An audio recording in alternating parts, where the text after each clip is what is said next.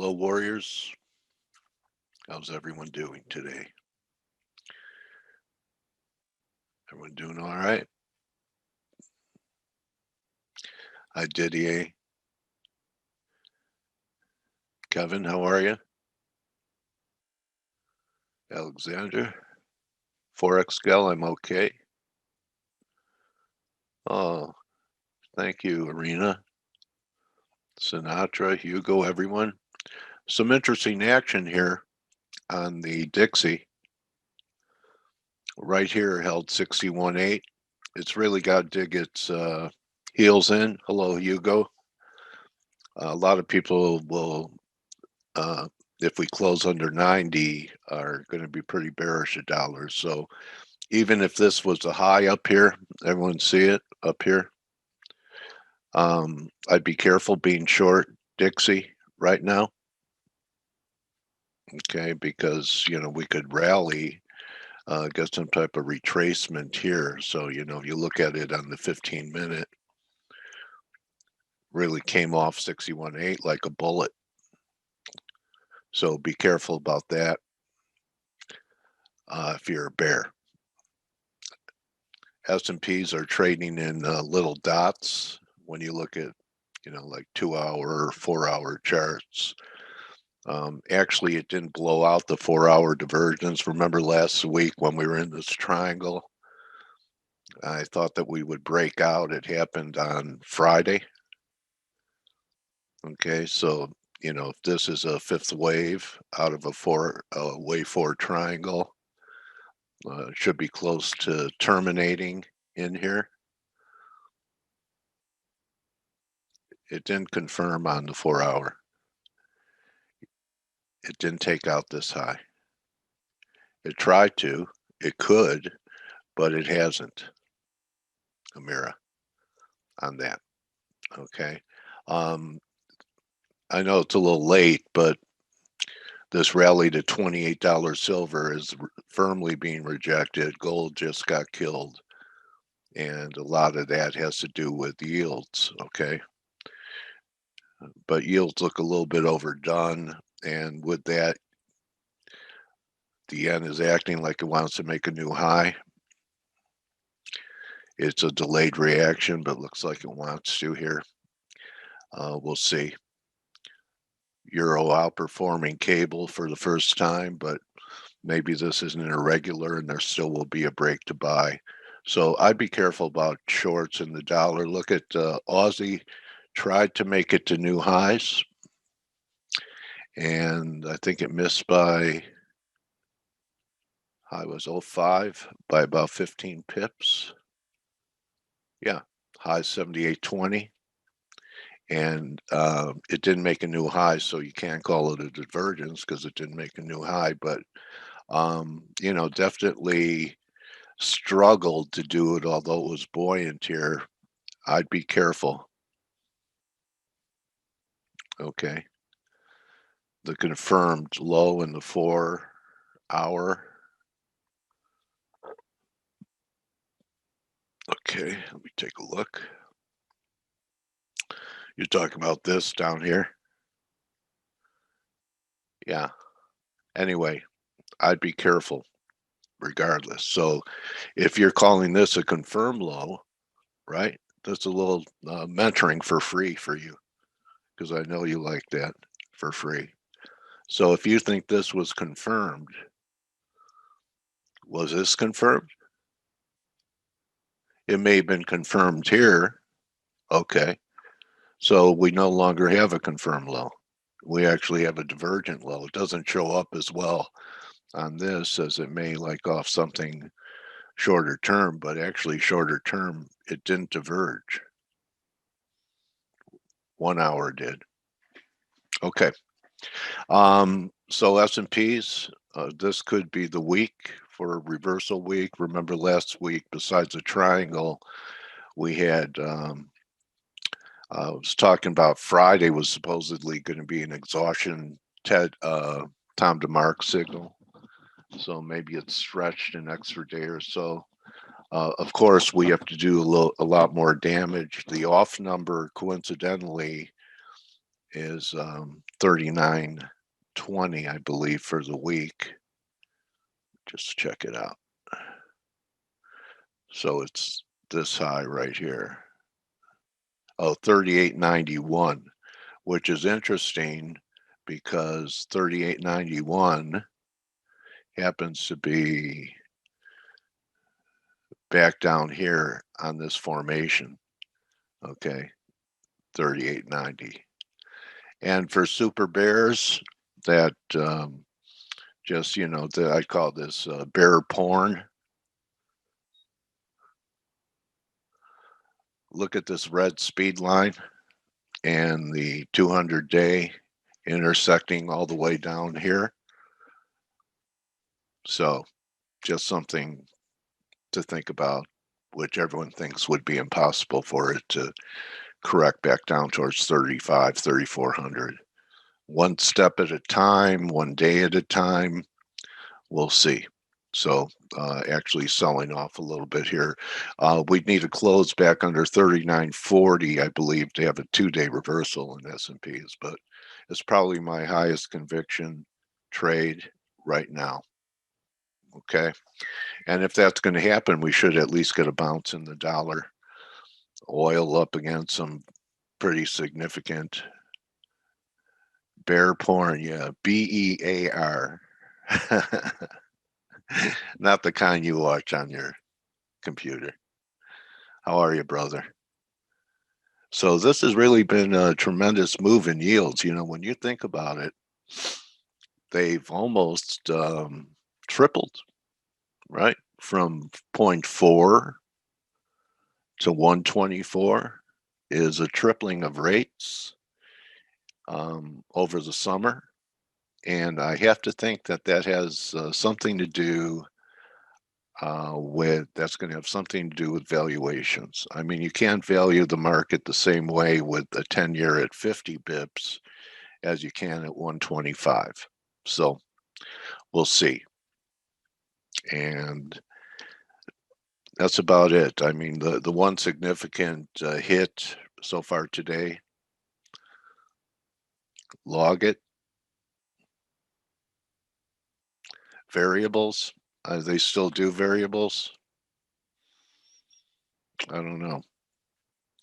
So, you know, back here I was talking about 130, 150, you know, based upon some longer term stuff, the weeklies.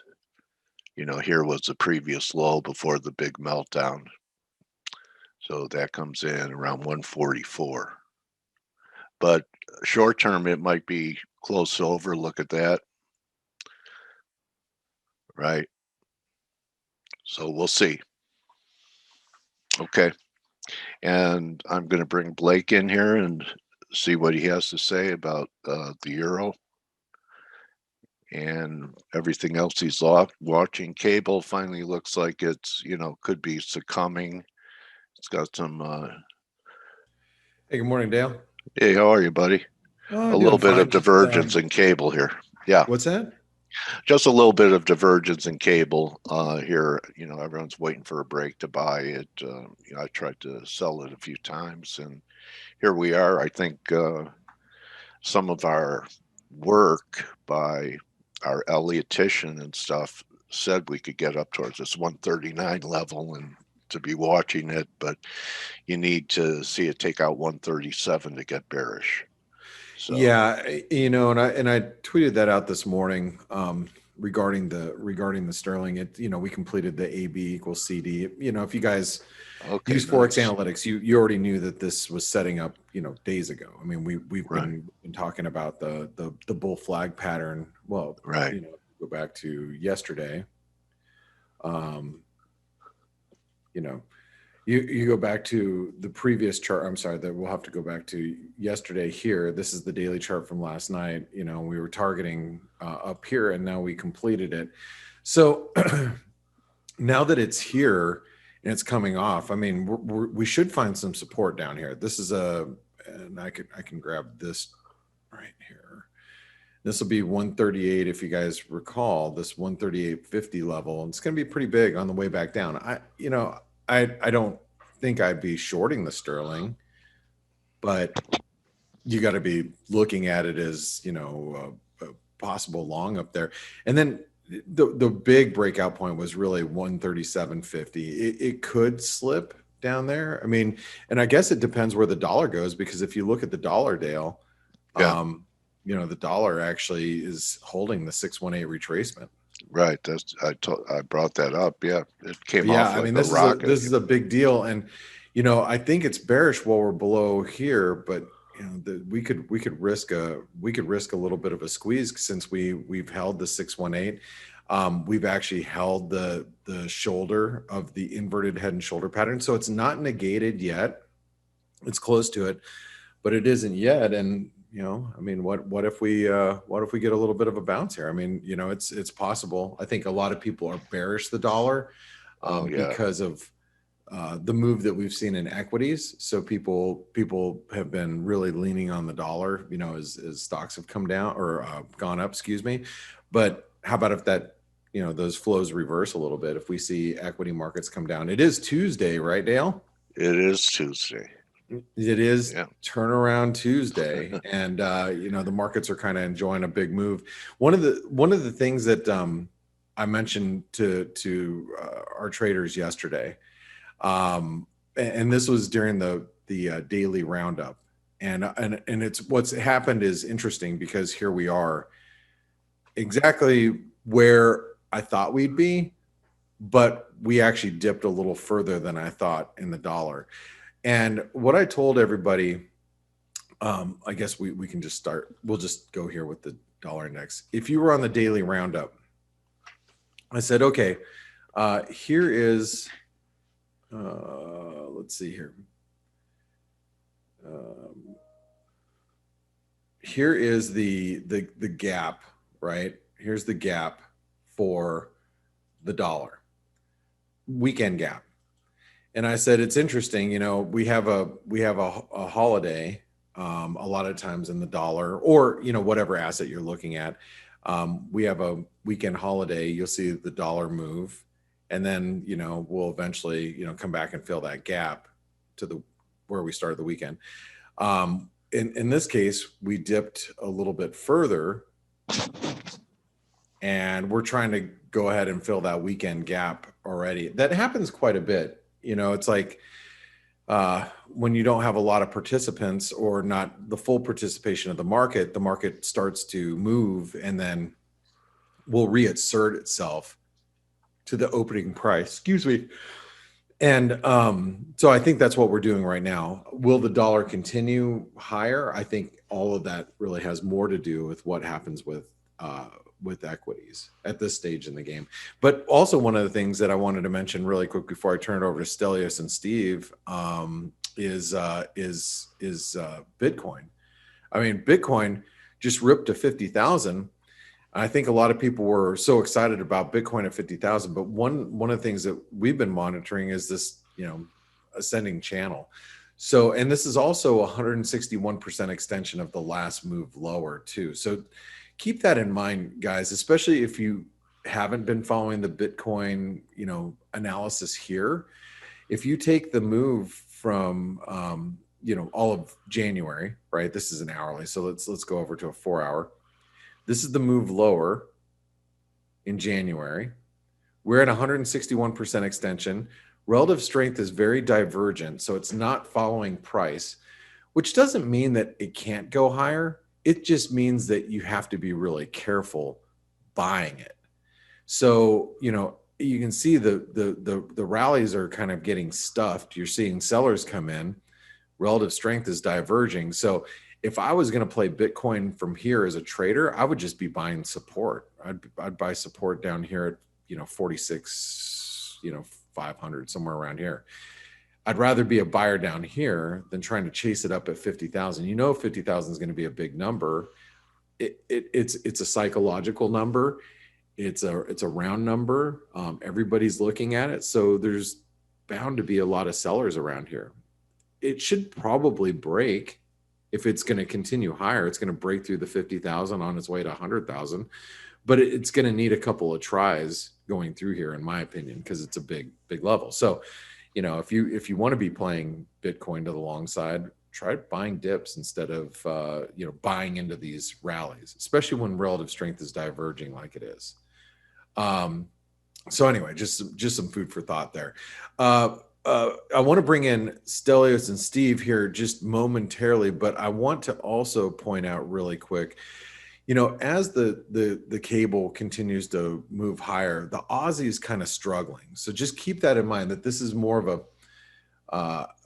I think, a little bit of a warning sign that we're seeing these commodity currencies not participate fully to the, they're not participating as well with all this dollar weakness that we're seeing. So, and I think a lot of the dollar weakness that we've seen really is, come through the sterling, which, we talked about on the week ahead video.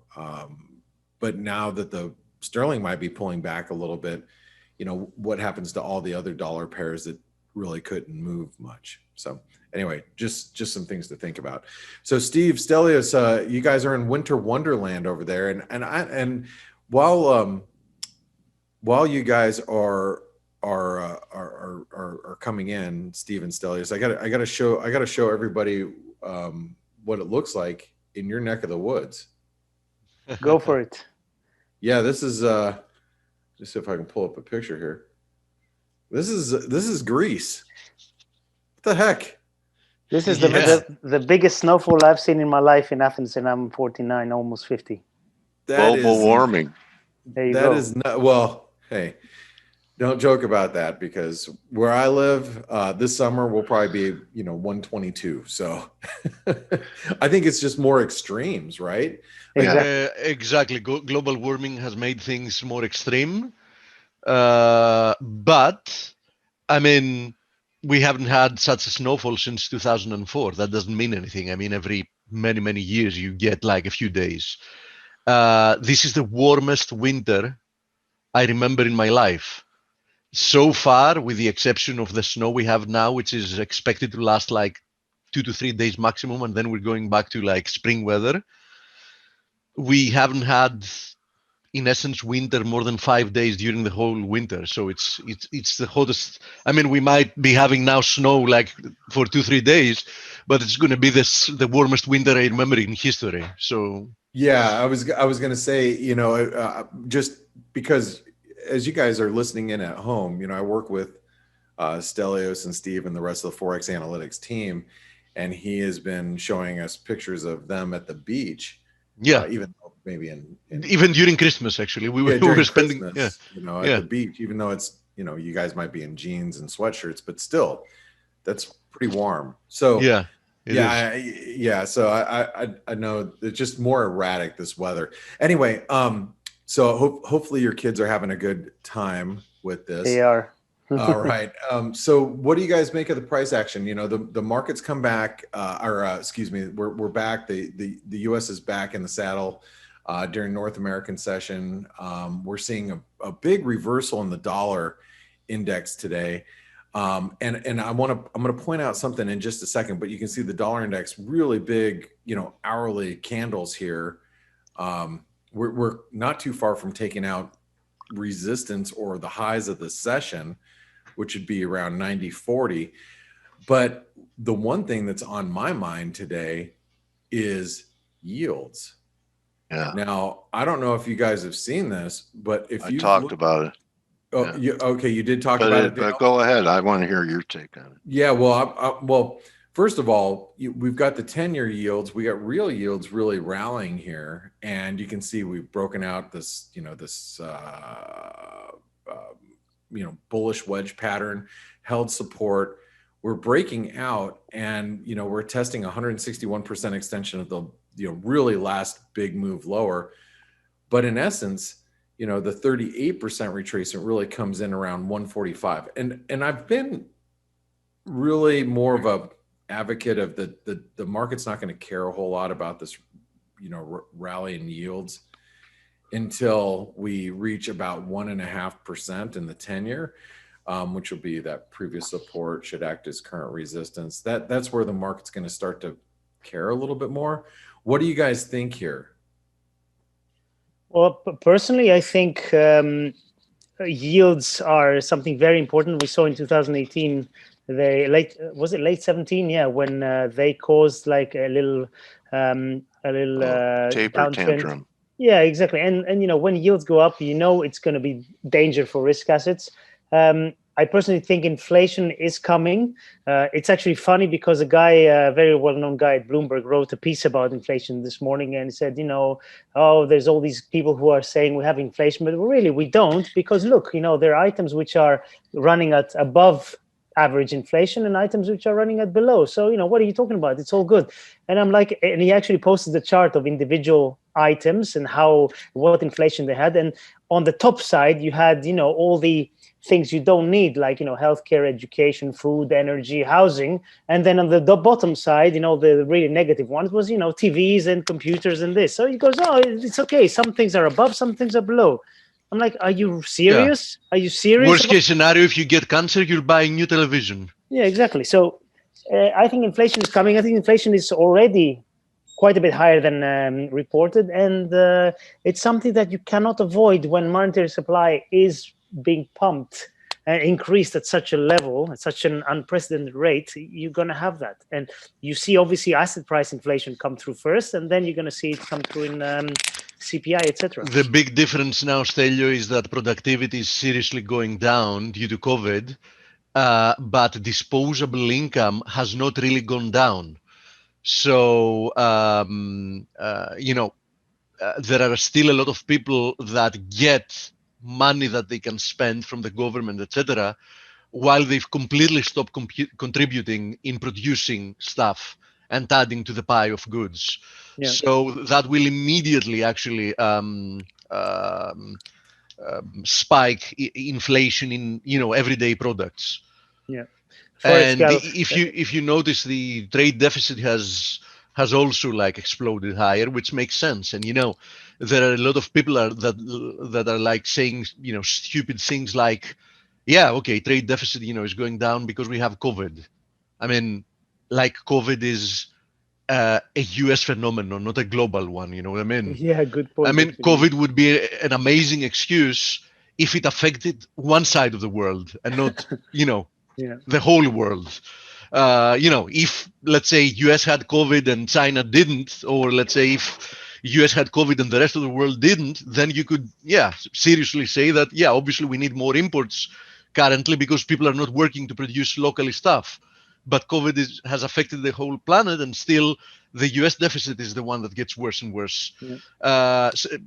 And for those that don't understand it, deficits are absolutely a zero-sum game. If you are running a trade deficit, somebody's running a trade surplus against you. As simple as that. Correct.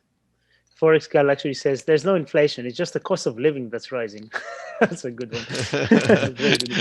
Very good. Well, hey guys, I'm going to go freshen up my coffee, and then I'm going to get ready for the. I thought you would say something like, I'm going to powder my nose, or. No, I'm going to get ready for the next phase webinar with we do our bias chart analysis, and we basically build our support and resistance levels for the day. So that'll be for the ForexAnalytix subscribers. But before I go, I need to mention that, guys, if you haven't picked up Stelios's new book, Truth and LIBOR, make sure you pick it up. I'm going to put it in the chat box for everybody.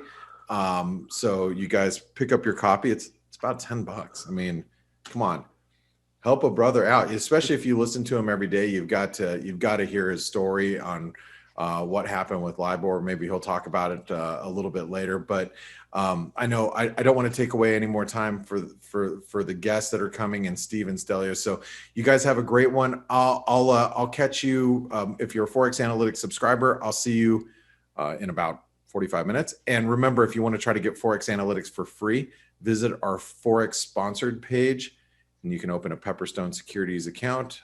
Click that link right there. If you open a live trading account, you can get up to 2 to even 4 months free of ForexAnalytix. So we'll see you there. All right. Thanks, everybody. Have a good one, Blake. And just so you guys know, Dale is going to have me as a guest next week on Friday, and I'm going to talk about the book and everything. So it should be fun.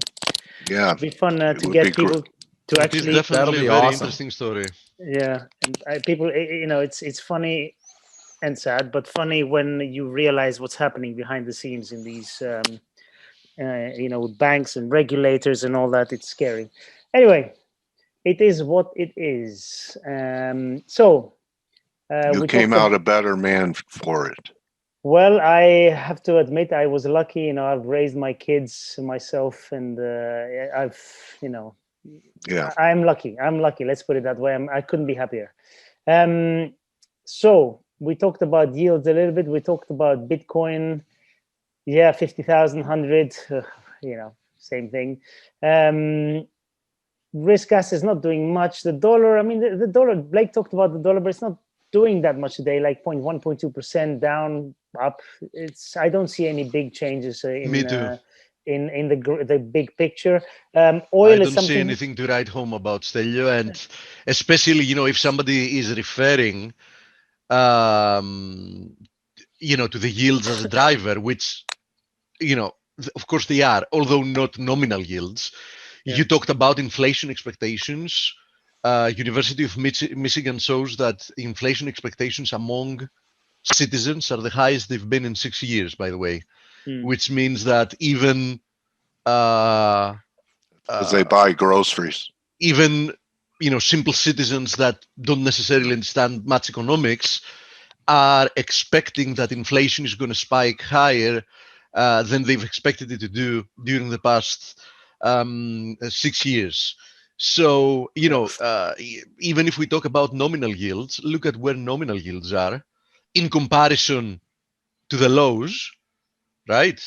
And let's compare that to the DXY. I mean, DXY is doing a lot worse than yields are doing in their effort to rebound, right? Yep. It's what I've said a long time ago that, listen, there's going to be periods of corrective moves in the dollar.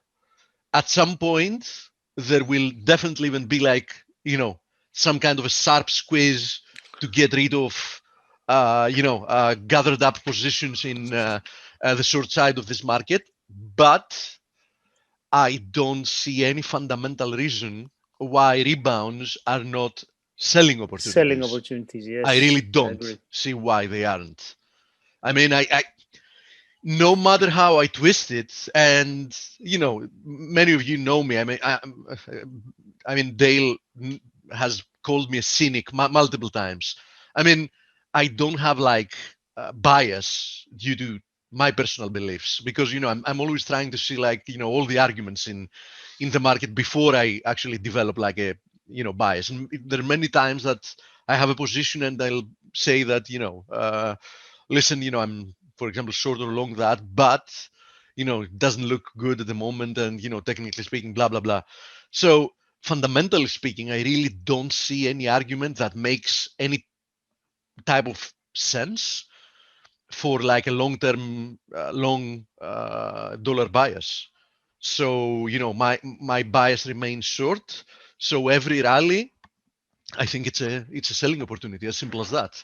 And even today, what we've done so far is, if we're talking about the DXY, is pare back earlier losses and be still slightly negative. I mean, don't look at the color of the candle, because it actually gapped, right? So in comparison to yesterday's close, we're still slightly negative. Now, the same thing, I don't want to be a broken record, but the same thing applies to indices. They remain very well bid. Clearly, you shouldn't be chasing up here. It's plainly stupid to chase up here, right? For obvious reasons. I mean, where is your stop loss? Where is your risk reward? But that doesn't mean that the trend reverses just because it's overdone. Just because there is no risk reward to be buying here doesn't mean that you should be selling until proven otherwise. Now,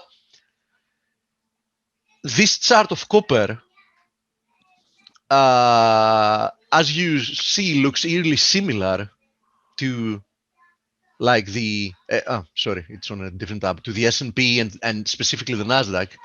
Look at the Nasdaq, right? And look at copper. And look at copper again. So yeah, I mean, we're approaching resistance, and we might see some type of reaction. But that's all like we might, or whatever. By the way, U.S. New York Fed manufacturing came in a lot better than expected. Steve, let's. I think we have Dale is our guest here today. Yes, Gary Okay. Kaltbaum is here, and okay. Great. and Gary, I'm familiar with with him. I've seen him all over financial media throughout my career. So, first time Perfect. interviewing face for Gary. Okay, great. And we can Okay. continue this on phase 2.0, Steve, in 45 minutes. Absolutely. By the way, something interesting.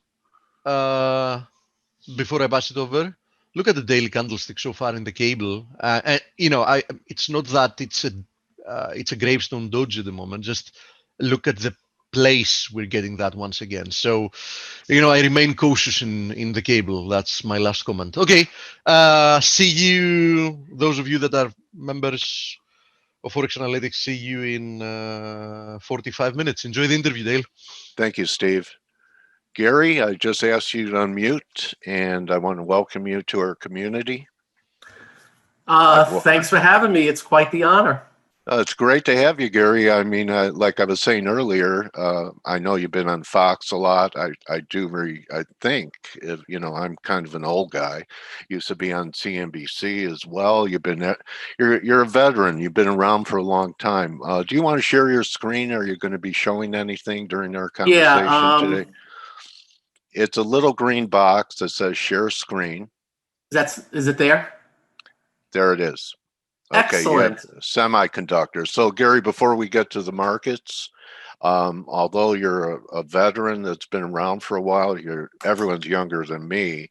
Can you tell us, a little bit about the beginning of your journey into the business, how it happened for you? Well, I started it. I started in. Can you hear me? Yeah. Okay. I started in the business with penny stocks, selling blind pools, and little did I know, many years later, that it would be the biggest business on Wall Street with these blind pool SPACs. We'll talk about that in a few minutes. Okay. In about 1990, I met William O'Neill and David Ryan at a seminar in Boca Raton, Florida. IBD. You got it. And I was converted immediately. Then I started reading up about Stan Weinstein. And added some of his stuff. And then through arduous testing and trading and investing and failures and successes and continued failures and successes, we've come up with what we would call a pretty good thesis to how markets work, support and resistance areas. And I'm amazed that, this MarketSmith that I'm showing you the charts, I can go back to the first day the market ever traded when there were no computers, and fear and greed back then traces out the same patterns as fear and greed right now, even though we trade billions of shares, we got algorithms and coins and you name it.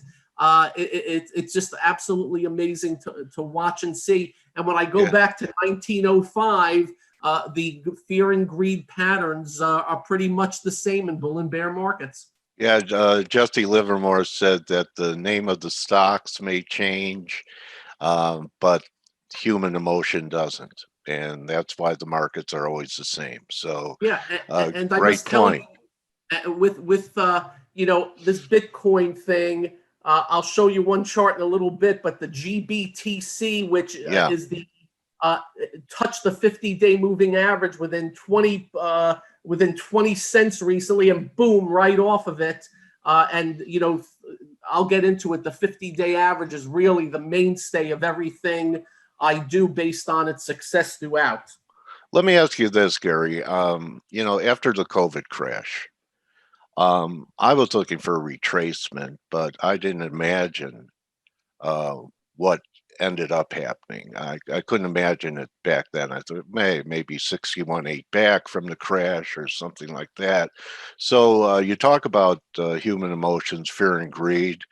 To me, it sure seems like we're in, the greed cycle. And isn't the greed cycle getting a little bit longer in the tooth, a little bit long in the tooth here? Well, 6 months ago, based on the actions of Jay Powell and the European Central Bank, I stated emphatically, I thought there was a very good chance of now getting a climactic melt up in the market. I put it in writing on TV, radio, everywhere I go. And I also stated, if that was correct, expect some massive froth and speculation in what I don't know, but we'll see it akin to 1999. And this was based on the fact that, I don't know if your audience knows it, between just the European Central Bank and here, they're printing right now, this second, $250 billion a month. Bernanke's biggest month was $85 billion, and the market soared on that. Lo and behold, many years later, late in the move, and that's where you get this type of activity. And my greatest worry is it's going to be right. And if I'm right on this, we're going to get a climactic move in the indices now, and that'll be the end. And then look out as the biggest one-sided trade of all time gets unwound. And I must tell you, we just saw like the quickest one-sided trade ever in GameStop and those short squeezes. And look how much they dropped. Imagine the biggest one-sided trade that's been building up for years now based on all this money printing and what that can be. But that would be about 5 hours of my yapping to explain all that. But yeah, you're seeing it in droves and companies with no sales. These SPACs that I believe a lot of, not all, are just absolute money grabs. It reminds me of 99 when mutual funds changed their name from technology fund to internet fund, and companies added .com to their name just to move their stock. So all these SPACs are merging with one note: electric vehicles and batteries. And I asked myself, how are 300 to 400 startups going to be able to make electric vehicles and batteries? They're not. It's a money grab. And I said on my radio show that, and listen, I believe this, we're going to have 80 to 100% drops in a lot of these SPACs when the market turns. And I mean 100%. There's nothing there on a lot of these things. Now, the good news is there are some, I'm watching some names that merge with real companies, thank God. But the lion's share of it just scares the living willies out of me. And all one has to do is do the due diligence on these companies. And it's almost a comedy act if it's not going to be so sorrowful when all's said and done. Let me get back to just a couple of the legacy markets. Junk bonds, which you know what they are, Gary. I mean, you're a holistic guy. You look at everything. Are making record low yields right now. Yeah. And while that's happening, if you look at things like TLT, I'm sure you follow it. TLT is almost back to the levels where, you mentioned where the Fed came in big time after the COVID crash. What do you make out of that anomaly? Just because are people gravitating to junk just because of the chase for yield? Because it certainly isn't the chase for quality for that spread to be happening the way it is. Economics 101 is simple. It says the more debt you have, the more you need to pay out the lenders to accommodate for all that debt. The worse debt you have, the even more you have to pay out. Instead, the opposites happen. And so these junk bonds, the most debt ever with yields the lowest ever. And this is because of what the central bank's done. And this is part of what I worry about in the end. The great unwind of the market, excuse the phrase, shooting back the middle finger at all these moves that central banks are doing. And just so you know, I follow them very closely. I write about them all the time.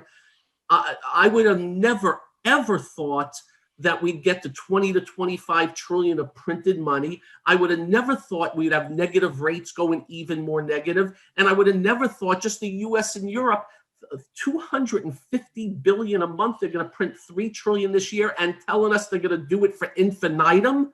I would have been surprised if the market didn't do what we did here. But there's going to be heck to pay. Austria came out with a 100-year bond yielding Yeah. 0.8. This is all part of what I consider to be the gargantuan long-term problem of a select few people around the globe creating unimaginable amounts of money to force markets up, and guess what? Now we're in the greed cycle. And I have to tell you, one of the culprits, Bullard, one of the Fed heads, is out this morning saying, "I don't see any bubbles." It's amazing. Yeah. It is amazing that somebody would say that after this GameStop just happened, which, by the way, is an outcome of all this. You don't see that in normal markets. So again, I worry about late stage. But look, right now we're in a climactic run. I've been saying I wouldn't be surprised to see the NASDAQ 17 to 20,000 this year, believe it or not. And I don't talk like that. Yeah. Okay. So, it's not hyperbolic.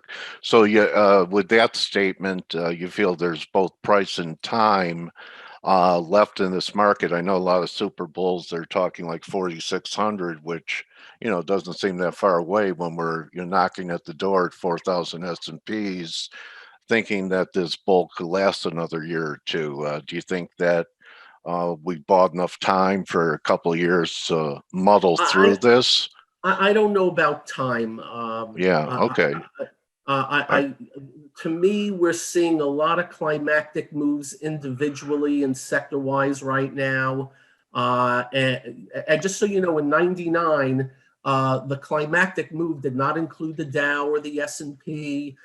You can see that they were crumbling way before the NASDAQ topped out in March of 2000. So I'm not sure. All I can tell you, I'm a big believer in the interpretation of markets today.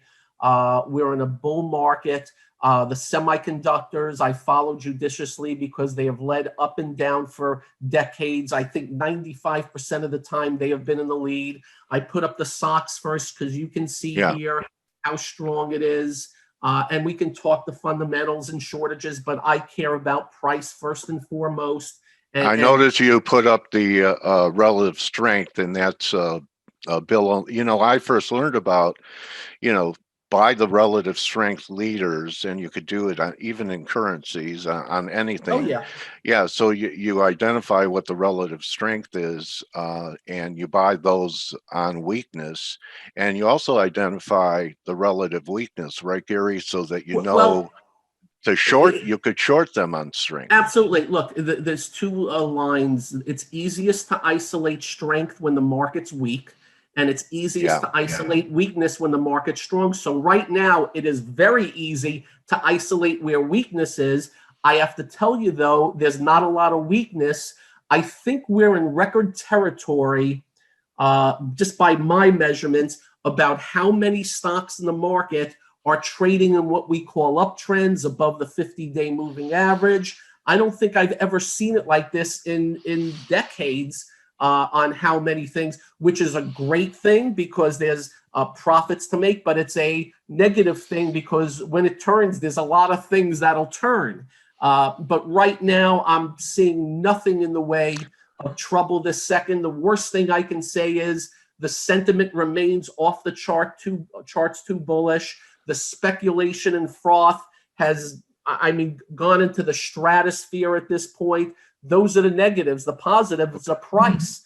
Price is indicated higher, notwithstanding normal pullbacks, which, by the way, we just had one a couple of weeks ago, and the financials held the 50-day almost to the penny. The oil held the 50-day almost to the penny. The Bitcoin held the 50-day almost to the penny.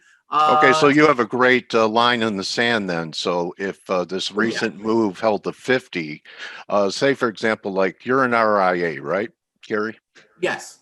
Okay, so say hypothetically, I'm a new client. I could say, Gary, I have 100K cash to invest. What would you do now? Would you tell me to just stay in cash and wait for these pullbacks to deploy? What would you be telling a prospective client with where the market's at today? Well, I always get scared crapless when we go straight up for a few days, but that's just the near term. All I can tell you is I'll just put up some things. Here's, let's see if this is working. CrowdStrike is breaking out a range right here. I can show you Peloton held the 50-day perfectly on Friday and looks like it's going to set up. I have to mention Tesla again. Look what it did on Friday. It undercut a little bit and held. Yeah. So let's hope it puts in a flag. I think if Tesla puts in a flag, it's going to go into the thousands. So as long as I'm finding names, I'm good to go. I can tell you on our service, we just put out Rio right off the 50-day, and I hear it's up $5 today because we think commodities are in play. The same goes for BHP here, right off the 50-day. We did that about a week ago. So as long as there's things that are showing up on the screen, we're going to go with it. So it's not a matter of the market per se, even though it's overbought. There are new things showing up in here that we can play. I noticed like an ATI steel, a break above 1930 here. Nice flat potential breakout to go this way. And again, the commodities are acting pretty well. Why? The dollar's sinking like a stone for the last year, and everything coming out of the Fed indicates probably a continued weaker dollar notwithstanding, and that helps commodities.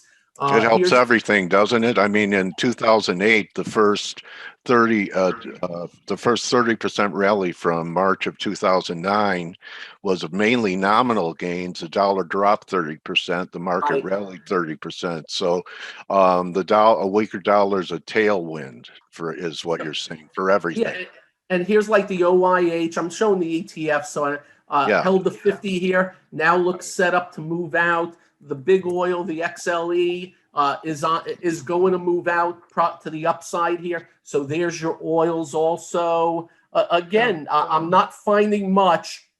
When I do my scans, I do it without bias. Because I'm looking at markets throughout the day, I can tell. I already know what's going on after the close. But when I scan, it's no bias. I don't even look at the name. I already know what the stock is. I can't find anything that I would really love to short. And that tells me a lot about the market. And there's weakness out there, but weakness gets bought also. And the market. What is the weakness? Is it still value? Say that again? What is the weakness? Is it still value that's a weakness? Or are you a believer that value has turned against growth and will start to keep up with its performance? Well, I can tell you, beginning of November, when they announced the first vaccine, it turned, and everything that was dead in value woke up. So you're getting much better play. I can tell you here. Here's the airlines, JETS. I'm not a Jets fan, by the way. I'm a Giants fan. But that's going to break out to the upside too here. So there's just another area. So I'm continuing to see all this stuff, and some names already moved above range in the airline. So again, it is a plentiful market right here, notwithstanding pullbacks. I'm just frothing at the mouth to find things I want to short. And I can tell you, like, here's one that stands out, AYX. It's in that software that's dead money, gap down on earnings here. But I'm not going to short anything right now because it probably goes up 20 points in the next 2 weeks because that's the market you're in. But when it turns, we're going to have a field day. Why? Because one of the aspects that's going on, margin has just skyrocketed. I don't have a chart on margin here, but that's what it did here in the last 3-4 months. So that's your. So people are levered up. Oh my goodness, that's your $100,000 guy levered up to 200,000. Right. And by the way, a lot of that happened in GameStop recently. I'm now hearing stories of people that bought near the highs on margin, and that's why I think Robinhood had to shut that thing down. I heard some people that put $100,000 and now have $3,000. So. Buyer beware, as they say. Are you a believer that these chat rooms like Reddit are really a force in the market? Because I bet you are trained like me to think that retail is always late to the party, and they liquidate when things, look the worst. The market always looks the worst at the bottom, the best at the top. And now in this new era,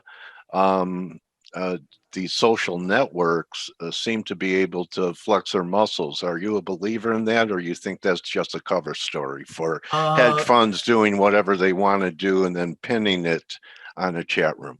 I think that's late inning action. Simple as that. Okay. I don't. What inning are we in, Gary? A seventh inning stretch here? I think we may be in the ninth. Okay, the ninth. And I say that because just go ahead. You don't get this. That's Tilray.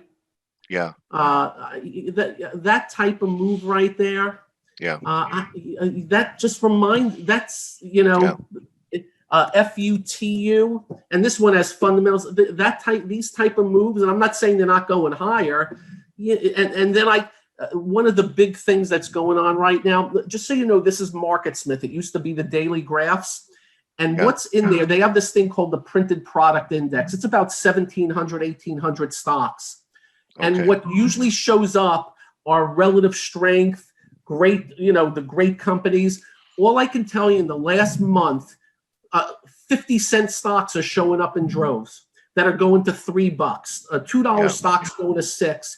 And as I look at all of them, 90% of them don't have sales.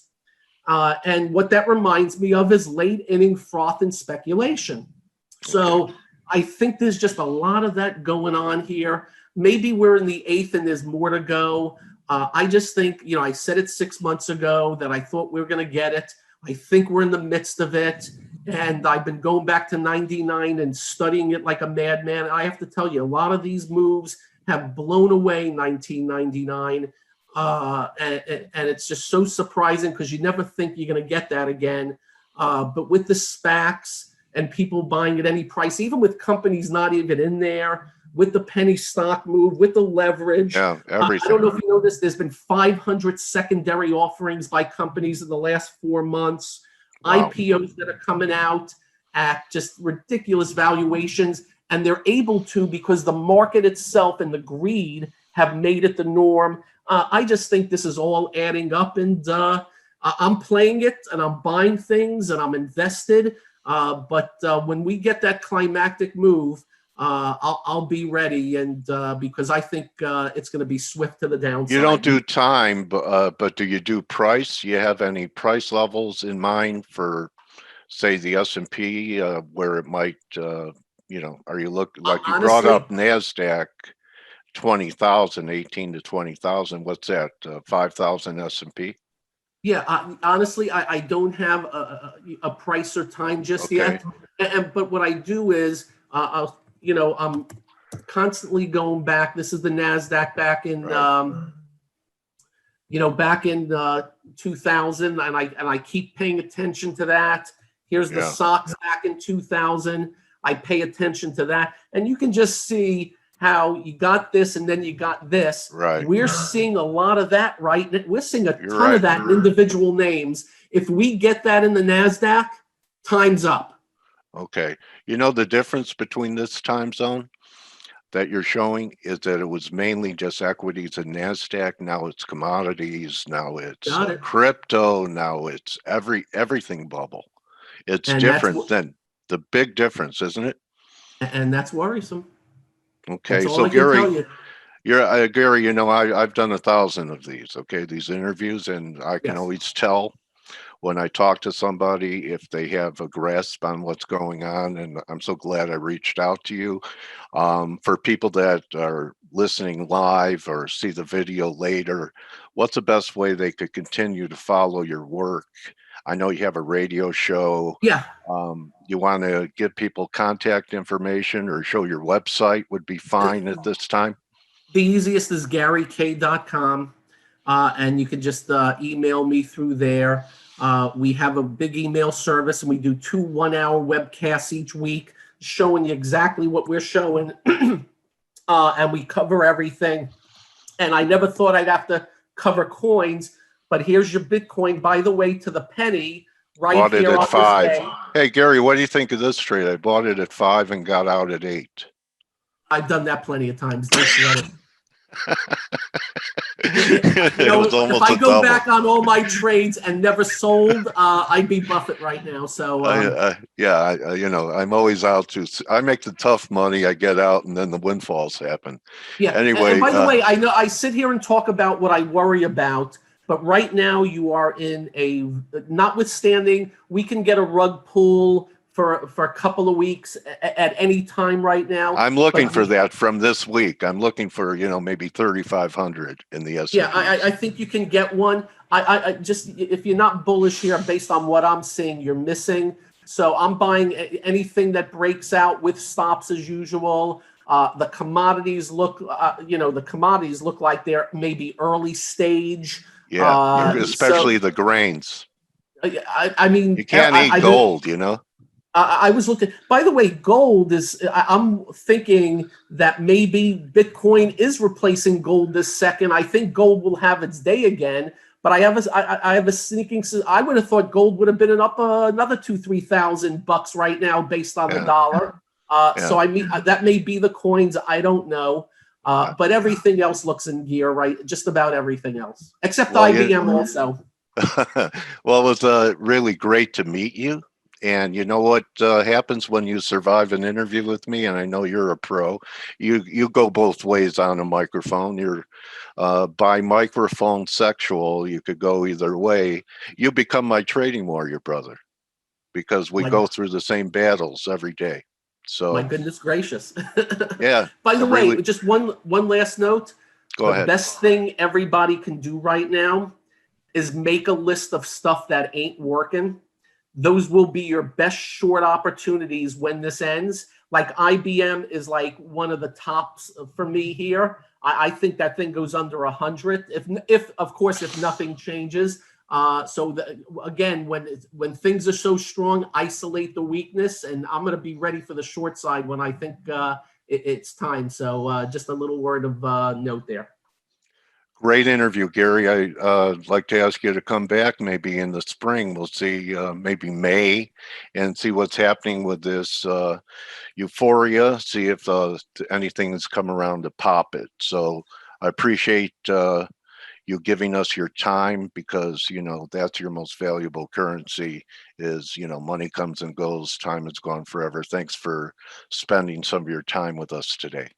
Please ask again. Thanks for doing this. All right, everyone, Gary Kalpam, and that's a wrap for Turnaround Tuesday. Remember, don't just count your pips, count your blessings, and we'll see you all tomorrow. You're very welcome. Thanks again, Gary. You got it. Take care. Have a great day. Adios.